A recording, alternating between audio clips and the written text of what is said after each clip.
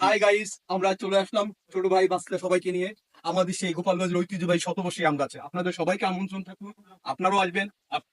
যাক, ভালো লাগলো। অনেকদিন আসলে আম গাছের মালিককেও পেয়ে গেলাম। ভাই, গাছটা আপনাদের? গাছটা আনুমানিক কত বয়স হবে? 200 বছর? আমরা তো সবাই জানতাম যে 100 বছর। তো এটা আপনি তো মানে ওই দেখতেছেন এরকম? আপনি আব্বা এরকমই দেখতেছেন? অনেক দূর দূরান্ত অনেক জায়গা থেকে তো এখানে লোকজন আসে না ভাই? এই গাছ কি কখনো কাটার জন্য চেষ্টা করছেন?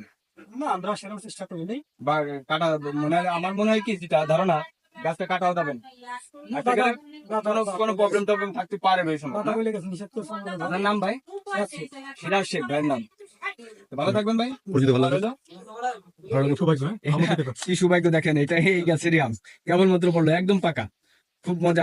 আমার বিশ্বাস না, আসলে অসাধারণ, চমৎকার চমৎকার, খুবই মিষ্টি।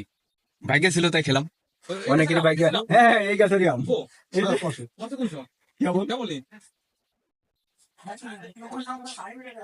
আমি উঠছে, গাছ উঠছে না।